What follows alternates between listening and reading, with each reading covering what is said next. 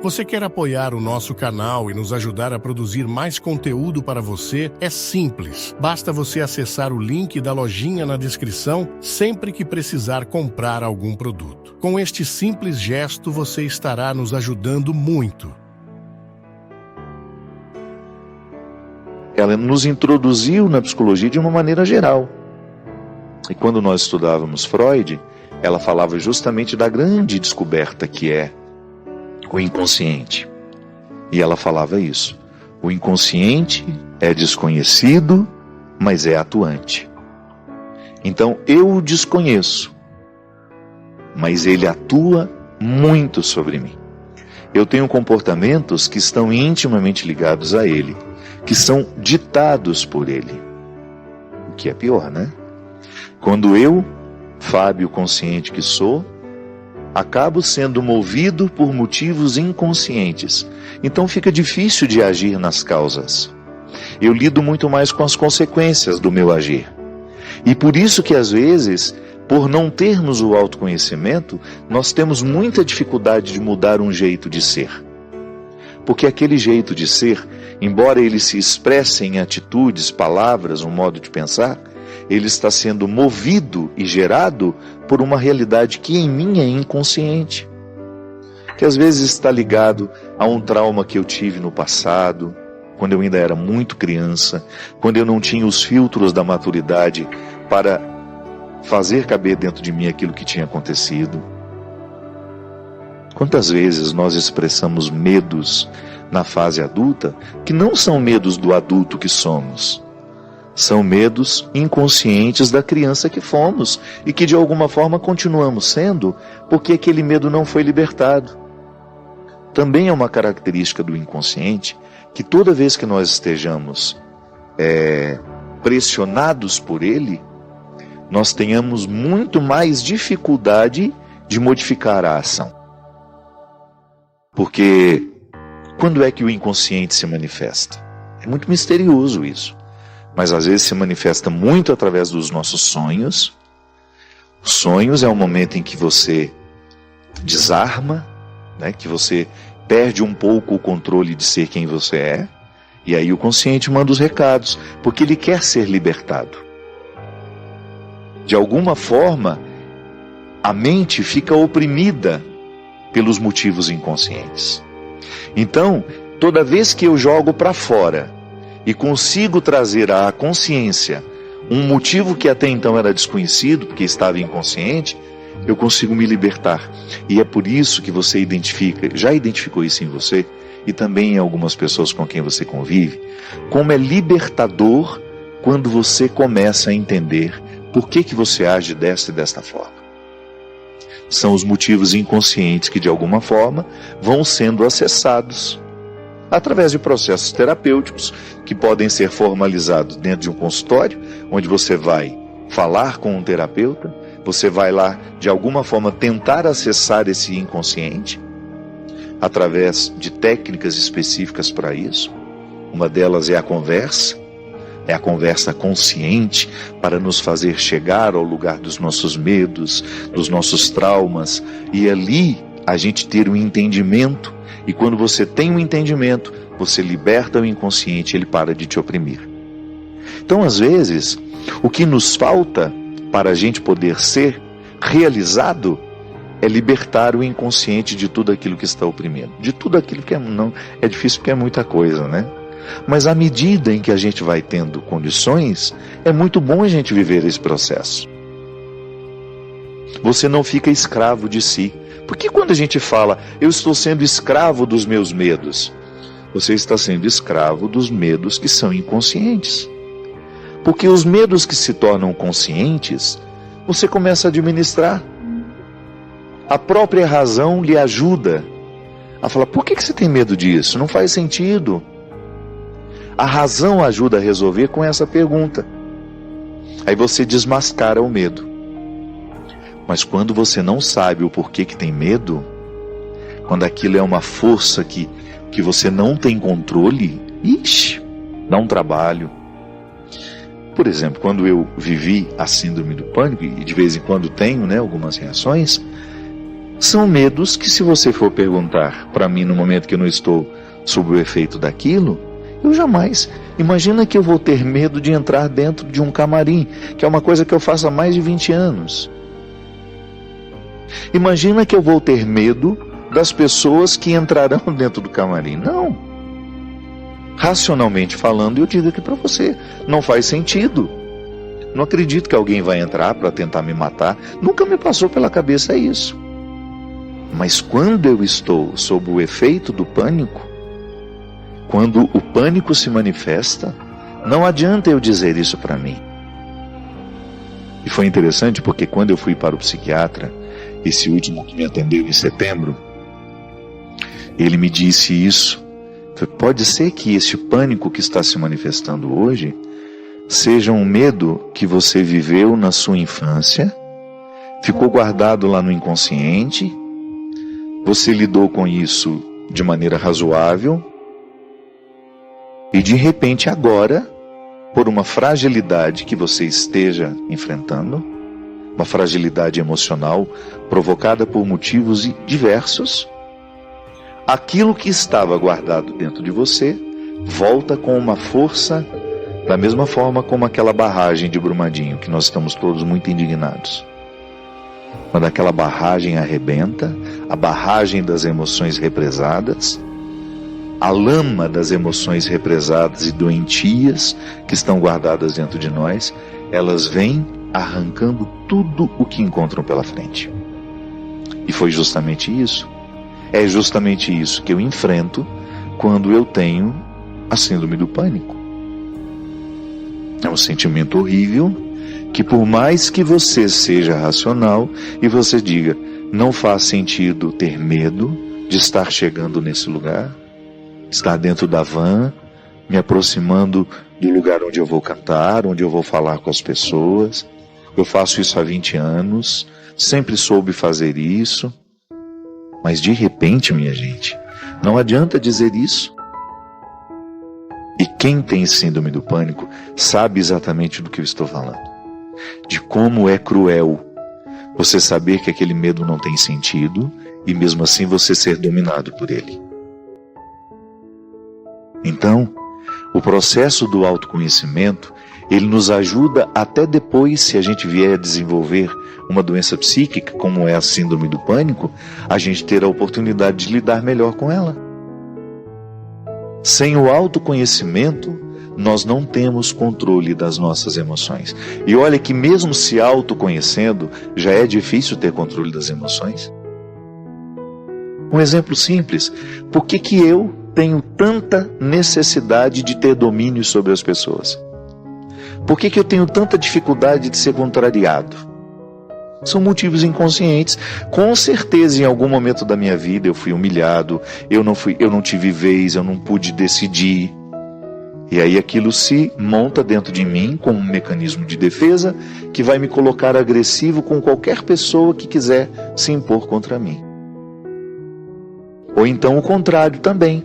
É aquela pessoa que não tem vontade própria. Ela será eternamente dominada por outras. Emocionalmente falando, isso acontece muito. Começa-se com um carinho de verdade, um amor verdadeiro, e aos poucos aquela pessoa que ama vê na criatura amada uma posse. Aí começa a ter preocupações exageradas com ela.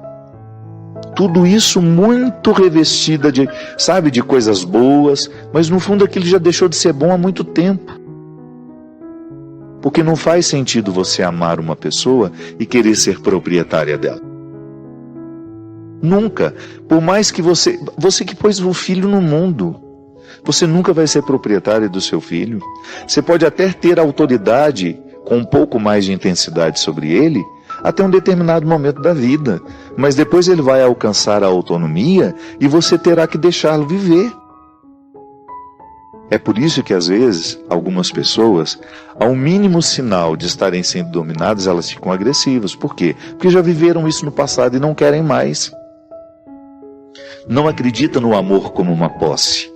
Amor não faz do outro uma posse. É o contrário, amor liberta. Quanto mais eu amo uma pessoa, mais satisfação eu tenho de vê-la livre, de vê-la viver, de vê-la alcançar o melhor de si. Não faz sentido, em nome do amor, eu acorrentar o outro. Eu só permitir que ele faça as coisas quando eu estiver por perto. Isso acontece muito no relacionamento entre marido e mulher. Casamentos que se estabelecem assim, em nome do amor, alguém fica prisioneiro do outro. Deixa de trabalhar porque o marido não gosta. Deixa de fazer isso porque o marido não gosta. Cuidado! Isso pode ser indicativo de que você esteja trilhando um caminho que depois não tem retorno. Porque isso gera muita violência no final. Gera violência emocional, psíquica e gera violência física às vezes. Porque o outro, interpretando como uma posse aquele que ele diz amar, vai sentindo o direito, inclusive, de eliminar a vida dele, caso ele venha contrariá-lo. A agressão contra mulheres, que é uma vergonha no nosso país, um número assustador de mulheres são agredidas diariamente pelos seus maridos, pelos seus namorados. Essa semana nós vimos de uma mulher de 52 anos que marcou um encontro com um rapaz e foi agredida por ele durante 4 horas. A mulher está deformada. Essa é a nossa sociedade. Essa é a nossa sociedade. Então, às vezes, as violências são geradas assim, amorosamente. E porque às vezes nos falta o autoconhecimento, nós não estamos aguçando esse dom de sermos felizes, a gente se submete ao outro. E às vezes até com uma ilusão de que o outro tem a obrigação de nos fazer felizes. Não. O outro pode até participar da nossa felicidade. Mas quem tem que fazer esse dever de casa sou eu. Se eu não fizer o meu dever de casa, se eu não for uma boa companhia para mim, se eu não for um bom amigo meu, dificilmente eu serei um bom amigo de alguém, serei boa companhia de alguém. Você sabe que este tempo que eu experimentei agora, de quase 1 mês e meio, sozinho mesmo, fazendo uma rotina extremamente saudável. Em outubro eu fui para lá, terminei meu livro, esse que eu vou mostrar daqui a pouquinho, que ficou pronto hoje. Agora, nesse tempo que eu estava lá, escrevi quase 140 páginas de um projeto meu que estava parado há muito tempo. Mas por que será que eu não faço isso na minha casa aqui em Taubaté? Por que será que eu não consigo ter uma rotina, uma disciplina, um cultivo maior do silêncio? Porque eu sou naturalmente disperso. Tenho uma tendência a ser disperso. E se eu estou num ambiente que me dispersa, eu quero descer lá na cozinha, eu quero conversar com a Teca, eu quero conversar com o outro. Falei, para lá, vem para cá. A partir do momento que você não tem com quem conversar, que você está dentro de uma casa, que você vai fazer seu almoço, você vai limpar sua casa, você vai cuidar do seu dia a dia, você começa a conviver com você e você vai acessando uma fertilidade que só essas situações despertam dentro de nós. E ali você precisa aprender a conviver com você. E como é positivo, minha gente. Como faz bem pra gente a gente ter o direito de viver um tempo em solidão. De você descobrir-se companhia para você. De você oferecer-se. Sabe? Que às vezes a gente se oferece tanto para os outros, mas ouse oferecer-se a você. O autoconhecimento passa por isso. Pela oportunidade que nós temos de observar o nosso jeito de viver e de ser. Porque é a partir dessa observância que a gente vai tomando contato com aquilo que nós somos e, sobretudo, com aquilo que nós podemos fazer do que somos, transformando-nos diariamente. Você parou para pensar nisso? Que às vezes a vida não está dando certo, é porque você nem sabe exatamente o que você está precisando? Às vezes nós ficamos tão aflitos, tão angustiados, e não sabemos por quê. Faltou chegar ao ponto-chave. Faltou descobrir o ponto nevrálgico ali, onde de fato está iniciando o conflito. Paciência, né? A gente não tem paciência nem para descobrir o que está nos angustiando. A ciência é um movimento interior, né, que nos faz. Eu acredito que ela tenha o poder de nos fazer perceber a vida, as delicadezas do tempo. Porque sem a paciência, a gente pode incorrer o risco de não perceber o que de fato merece ser percebido. Mergulhar no coração da paciência, perceber a raridade da vida. É tão bonito isso em nós, quando a gente fica atento a perceber o que é raro na vida. Às vezes os nossos olhos, tão apressados, não nos conduzem ao coração dessa raridade. Minha gente, às vezes nós somos tão negligentes na percepção disso, que às vezes nós desperdiçamos um mês, um ano, 10, 20, colocando o nosso empenho numa realidade que nem era para aquele momento. E é por isso que é tão interessante a gente desenvolver a habilidade de dizer não e de dizer sim. Porque essa é uma habilidade que só a maturidade nos traz. Que às vezes, porque somos imaturos, nós não sabemos nem dizer não. Não sabemos olhar as urgências do tempo. Então a gente vive para agradar o outro. Não. Antes de agradar o outro, você precisa perceber o que a vida está pedindo de você. Porque nem sempre aquilo que o outro, aquilo que você pode fazer para agradar o outro, está em consonância com aquilo que a vida está pedindo de você. Mesmo que para a gente crescer, nós temos que ter coragem de cortar muitas coisas. Muitas vezes nós matamos a nossa vida, ou matamos a oportunidade de viver bem, porque nós não somos capazes de fazer a leitura correta do que o tempo está nos pedindo. Porque é assim mesmo. Cada dia o tempo vai nos pedir alguma coisa. E é esse olhar atento que vai dando a gente essa condição, essa clareza de perceber o que de fato hoje grita pelo meu nome. O que de fato hoje chama por mim. Qual é a realidade hoje que é inadiável? É interessante porque às vezes a nossa maneira de viver nos priva até mesmo dessa percepção. Nós estamos muito estranhos a nós. Não é estranho com o outro, não. É estranho a nós mesmos. Estranhos a nós mesmos. A Sagrada Escritura diz: tempo de matar, tempo de fazer nascer. Tudo depende da percepção aguçada que nós precisamos ter para olhar o momento presente e descobrir o que de fato merece o nosso empenho. Quantas vezes eu na minha vida me empenhei no lugar errado, na questão errada. E depois não tem como ser feliz. Não tem como eu descobrir um contentamento sabendo que o meu empenho não foi onde deveria ter me empenhado. Não há possibilidade de eu me sentir realizado, de sentir-me bem com as minhas escolhas. Porque o que vai fazer com que eu me sinta bem é olhar para o contexto das minhas escolhas e ficar confortável com aquilo que foi escolhido. Há momentos que a própria vida te mostra a necessidade de chorar, de jogar para fora os seus excessos, de não ter medo da tristeza, de permitir que essa tristeza cave dentro de nós as suas riquezas e que nos ajude a encontrar a pedra preciosa que só o sofrimento poderia nos levar a conhecer. Depois vem o riso. O riso não nasce por acaso. O sorriso é o resultado da lágrima bem chorada. O sorriso é o resultado final de um processo de luta que nós estabelecemos, de observar dia a dia qual é o empenho que aquele dia me pede, o que hoje eu preciso fazer para ter o direito do sorriso amanhã. E é bom, você sabe por quê? Porque à medida em que nós estamos passando o perrengue, sabendo que ele será construtivo, já nascem pequenos sorrisos ao longo desse processo. Quando a gente fala de um sorriso final, é apenas a metáfora de um processo bem feito, bem vivido, né? Que às vezes nós ficamos sem alma. O corpo precisa de alma.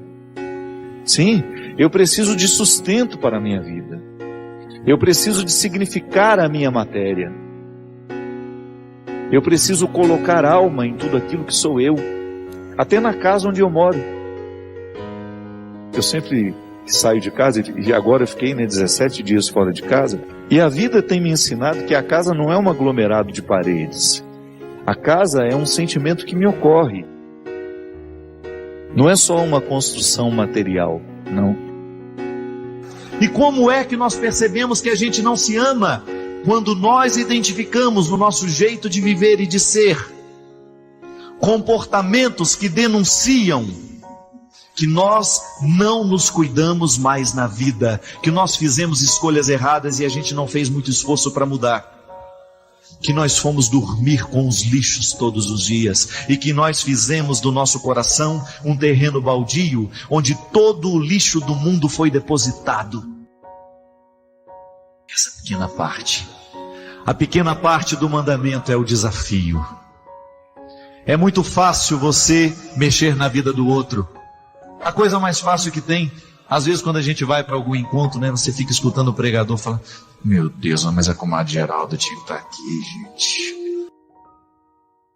Mas é tudo que a comadre Geralda precisava ouvir, gente. Não é? Ainda bate não, tá vendo? Poxa, você que tá falando. Aí vem a comadre Geralda, Benedita, né? Todo mundo. Não, eu não quero saber do que seu vizinho precisa da minha palavra, não. E nem você que está em casa, viu? Ligando para sua comadre para ela assistir. Padre Fábio tá falando tudo que você precisa ouvir. Não. Eu não estou nem um pouquinho preocupado com aquilo que você... Do outro, não. Eu não quero saber o quanto que você reza, eu não quero saber o quanto você vai à missa, isso não me importa hoje. O amor a Deus nós vamos falar em outro momento. A primeira noite desse acampamento não é nem para a primeira, nem para a segunda questão. É o do meiozinho. É o que pode passar desapercebido. Porque às vezes nós achamos que o mandamento, ele será bem cumprido se a gente amar a Deus e ao outro. E você?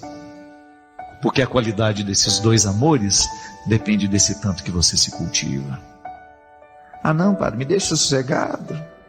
Estou aqui fazendo a minha caridade. Faça a caridade por você primeiro. O primeiro a necessitado de caridade nessa vida é você, sou eu. É o momento em que a gente olha para a gente mesmo. É o momento em que a gente se recolhe, é o momento em que a gente se cuida, é o momento em que a gente se ama, porque é ali que Deus está agindo, na capacidade que Ele tem de lhe reerguer, de lhe fazer acontecer. E aí, o seu próximo será beneficiado com um ser humano que está sendo trabalhado aos poucos, pela força do amor que Deus manifesta em você. E a família toda agradece depois que você se ama. Toda. E os seus amigos vão agradecer porque você se ama. E os seus vizinhos vão agradecer porque você se ama. E o céu estará em festa porque você se ama. Porque onde existir um ser humano realizado, nele Deus estará revelado. Olhe para um ser humano feliz e você pode dizer: Ele está no meio de nós, através dessa criatura aqui. Quantas vezes, minha gente? Quantas vezes você experimentou no seu coração a desolação? E você não foi capaz de amar ninguém. É impressionante o quanto que, quando o desamor, esse desamor que nos destrói, o quanto que ele nos incapacita para olhar com inteligência para Deus e para as pessoas, não é verdade?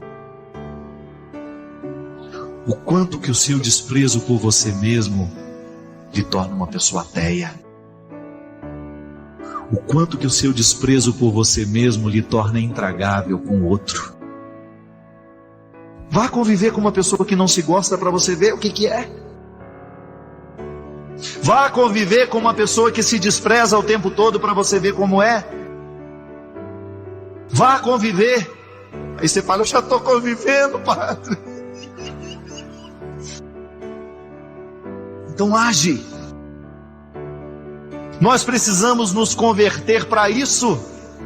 Nós precisamos descobrir da alegria, a satisfação que há em a gente ser o que a gente é, mesmo com os defeitos que a gente tem. É maravilhoso a gente olhar para a gente mesmo e pensar: meu Deus, quantas coisas hoje eu tenho, quantas coisas maravilhosas hoje podem acontecer na minha vida, e eu não tenho o direito de negligenciar isso. É Deus que olha para mim e para você hoje. Mira, que Deus mira. É muita gente, mas Ele mira. A minha conversa é com você. É você que eu quero. É você, pronto. É você mesmo. E sabe o que eu quero fazer na sua vida? Que você siga, para que depois as outras duas formas de amor sejam naturais em você. Senão você vai ter que ficar fazendo esforço demais, e não precisa. Quando o amor nos atinge, tudo fica mais leve. Dá trabalho? Dá. Leva prejuízo? Leva. Mas você leva feliz, porque você vai experimentar a graça de dar ao outro aquilo que você dá a você mesmo. Se você é capaz de ser misericordioso com você, você vai ser capaz de ser misericordioso com o outro também. Você sabe que hoje eu estava conversando em casa, e a gente estava num assunto de um acontecimento que envolve uma pessoa que nós amamos muito, uma dificuldade, um sofrimento que atravessou, uma perda. E eu estava falando justamente disso, de como é importante, de como faz diferença na nossa vida, quando nós, mesmo quando estamos sofridos, mesmo quando nós estamos machucados pelos acontecimentos, que a gente não permita que venha se instaurar dentro de nós o espírito de vítima. Porque o espírito de vítima, aquele que nos condiciona assim de pensar: ai, coitadinho de mim, eu não merecia isso que me aconteceu. Esse espírito, ele é muito diabólico dentro de nós, porque ele quebra a nossa capacidade de recuperação. Toda vez que eu acho que a vida foi injusta comigo, toda vez que eu fico pensando que a vida está me devendo alguma coisa, eu naturalmente paraliso as minhas forças e tudo aquilo que possa me levar a ir adiante. E às vezes nós somos muito cruéis com a gente assim. Alimentamos por anos e anos e anos, sem perceber que estamos alimentando esse espírito de vítima. A vida não nos deve nada, não. A vida é sempre bonita, se a gente percebê-la assim. Se a gente tiver a disposição de lançar os nossos olhos para aquilo que ainda resta. Tá bom, perdemos. E o que nós podemos fazer para recuperar até um pouco mais do que aquilo que perdemos? Às vezes, em algumas situações que nós achamos que foi perda, foi livramento. Porque antes eu ficava muito irritado, sabe? Com qualquer coisa assim, às vezes me dava uma irritação de um voo que deu errado. Hoje não. Eu tenho tentado substituir a lógica do que me irritava para isso. Então tá bom, não foi, é porque não era para eu ir. Então eu vou aproveitar esse momento que eu tenho aqui e perceber o que deste momento eu posso extrair de bom. E quando a gente começa a abandonar esse espírito que às vezes é diabólico, por que é diabólico? Porque quebra dentro de nós a harmonia. Então eu tenho, muitas vezes, sentimentos diabólicos. Se eu fico olhando para a minha vida e me acho um pobrezinho, que foi vítima, coitadinho de mim, essa autopiedade, isso é diabólico. É um sentimento diabólico. Eu tenho mais é que arregaçar as mangas e ir atrás do que eu posso fazer ainda. E até mesmo reconhecer a parte que me cabe naquilo que não dá certo. Porque às vezes é uma sequência de erros. Deu errado aqui, deu errado ali. E eu não tenho a coragem de começar a olhar para o jeito como eu tenho feito as coisas. Às vezes é uma desarmonia que antecede todos os outros erros. Uma harmonia com a qual muitas vezes uma desarmonia com a qual muitas vezes eu estou acostumado e já não percebo mais os efeitos dela em mim. Então, uma boa forma que a gente tem de curar o nosso comportamento, aquilo que muitas vezes é determinante em nós, o nosso jeito de ser, Eu preciso curar o meu jeito de ser. É eu percebendo a beleza da vida. Sim, a vida é bonita. Livrar-me do vitimismo e ir à luta. Ir buscar a parte que me cabe. Há tanto que se viver, minha gente. Passe no hospital e você vai ver. Quando a pessoa enfrenta o limite, a doença é assim, né? Ela nos retira todos os excessos. A gente fica muito de verdade. Encontre uma pessoa que está vivendo a indigência que a doença mostra, e você vai ver um ser humano de verdade. Porque às vezes, quando nós estamos muito saudáveis, muito cheios de oportunidades, nós nos escondemos, nós fingimos. Agora, a doença não, ela arranca tudo de nós. Arranca tudo o que pode parecer um esconderijo para nós. Tudo que pode funcionar como um esconderijo. Aliás, eu fico identificando como, quando a pessoa vive o amadurecimento, como ela vai dispensando esses esconderijos ao longo da vida. E como é bom conviver com essas pessoas que já não estão mais necessitadas dos esconderijos. A maturidade faz isso com a gente vai dispensando os esconderijos que antes eram tão fundamentais para a gente dar conta de ser quem a gente quer ser. E aí o próprio movimento do tempo vai fazendo com que fique ao nosso lado quem de fato se interessou por nós e não pelas nossas cascas. Porque o sucesso é uma casca.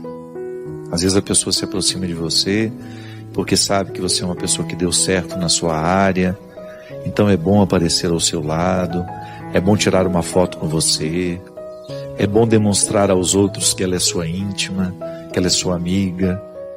Mas na verdade ela não está interessada em quem você é. Ela está interessada na casca que você tem, que ajuda ela a ter uma outra casca, que possa ser interessante. Hoje nós vivemos nessa época, né? Onde nós nos demonstramos tanto, nos mostramos tanto. Isso pode virar uma neurose, porque você acaba buscando pessoas, não para encontrá-las de fato, mas para alimentar a sua necessidade de registrar e ter material para publicar depois. Então, quando nós nos encontramos e não temos necessidade de publicar o que vivemos, é porque de fato nós apreciamos o que vivemos. Não estou dizendo que é problema publicar. Eu estou dizendo que muitas vezes, no excesso de publicação, nós estamos escondendo a nossa necessidade de instrumentalizar o outro, de apenas aproveitar a casca que é o outro. Sucesso é um exemplo. Mas o dinheiro também. Quantas pessoas se aproximam das outras por causa daquilo que elas podem oferecer materialmente a elas? O que também é uma bobagem, né? Porque pode ser a situação mais confortável do mundo. Eu, particularmente, eu não suporto se a minha alma não estivesse se sentindo bem. Ah, aquele barco é maravilhoso, nós vamos passar lá uma semana. Deus me livre de um barco maravilhoso com pessoas com as quais a gente não se identifica. Aquilo que pode parecer um paraíso, para mim é um inferno. Ah, mas nós vamos fazer uma viagem linda, tudo de graça, tudo pago. E o que eu pago para estar lá? Emocionalmente. E tem gente que se sujeita a isso. Passar um final de semana ali ou aqui, só para aparecer, só para manter a casca, que é sua e também dos outros. E aí o oco do coração vai acontecendo naturalmente. Nós vamos ficando ocos por dentro, porque a vida é tão para fora, e tão pouco para dentro, que nós vamos perdendo a própria alegria interior. Então, vencer tudo isso para que a vida valha a pena, requer uma reflexão diária, requer um exercício diário de identificar onde é que nós, de fato, estamos nos exercendo. Falo de mim também, claro, mas eu tenho certeza que você, em instâncias diferentes, vive o mesmo conflito que eu vivo. Você também percebe o oco social, o oco antropológico bem ao seu redor, ou então até mesmo em você. Porque essa tem sido uma característica dos nossos tempos. nós estamos cada vez mais vazios, nós estamos indispostos aos conteúdos, nós estamos muito afeitos aos discursos breves, e com isso nós vamos causando um prejuízo humano, um prejuízo humano terrível. Estamos vazios, estamos bobos, estamos superficiais, estamos fúteis. E essa futilidade, essa superficialidade tem causado um prejuízo social terrível. E é por isso que nós precisamos bater sempre nessa tecla. Se nós não mudarmos a maneira como nós educamos os nossos filhos, colocando neles valores desde cedo, não precisamos esperar mudança. Se eu avanço a cancela de um pedágio para não pagar, e se eu estou usufruindo como todos os outros que pagam, eu não tenho o direito de abrir a minha boca para falar sobre a corrupção de Brasília. Se eu não sou honesto na minha relação de trabalho com o meu funcionário, se eu retiro dele os direitos, se eu não sou justo com aqueles que trabalham comigo na remuneração, eu não tenho o direito de falar dos ladrões que saqueiam as lojas, que se sentem no direito de quebrar tudo. Então é uma cadeia. Eu não quero ficar fora dessa reflexão, sabe por quê? Porque o mundo oco também está em mim. Deus me livre de ficar fazendo discurso moralista, me colocando fora da história. Não. Eu também tenho de administrar diariamente os perigos da futilidade. Ou você acha que eu estou imune? Não estou, não. Reflito o tempo todo na maneira como eu escolho ser quem eu sou. Ser quem eu posso ser. Sabe? E se nós não fizermos, se nós não arrancarmos de nós esse comodismo que nos torna ocos, bobos, fúteis e incapazes de transformar as realidades, nós perdemos a alegria da vida, porque o que nos faz sentir vivos, é justamente quando nós estamos percebendo que nós contribuímos para um processo. E com o tempo a gente vai abrindo mão de querer transformar o mundo, sabe? Que quando a gente é mais novo, nós temos todos aqueles sonhos, aquela coisa, eu vou ser um revolucionário. Até o dia que você descobre que você não pode transformar muita coisa. Tá bom, mas então onde é que eu posso? E você começa a agir no espaço que lhe convém. Por exemplo, arrancando as pessoas desse espírito de vítima. Eu não posso fazer a manutenção das vítimas. Aquela pessoa coitadinha, eternamente coitadinha, que nem trabalhar quer, que nós temos que carregar nas costas a vida inteira. Não sou obrigado. Ah, padre, mas e a caridade? Caridade, minha filha, é você abrir os olhos do outro para que ele vá buscar a parte que lhe cabe.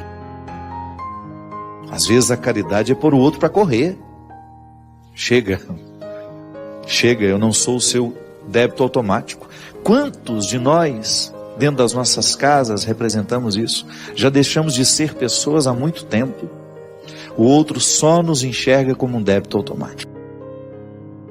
Não há nada mais cruel do que isso.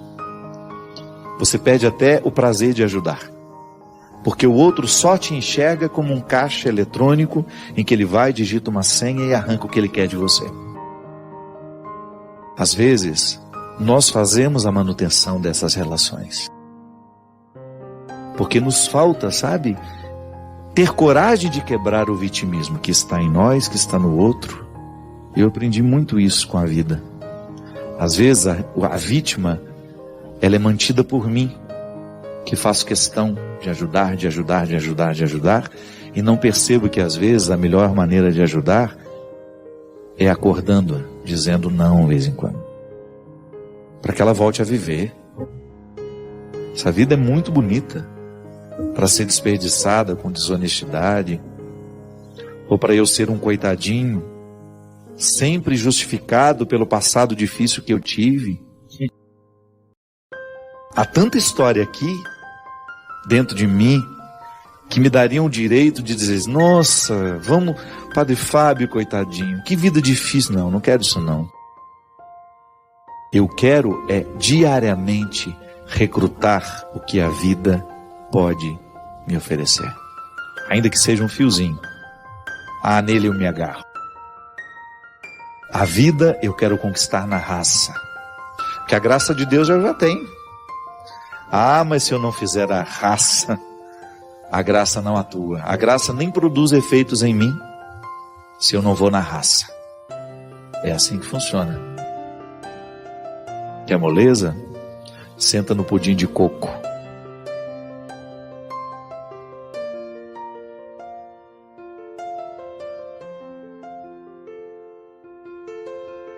Agradeço por compartilhar este momento de reflexão. Deixe seu comentário abaixo e compartilhe suas próprias experiências. Não se esqueça de se inscrever para mais inspiração e convidar outros a fazerem o mesmo.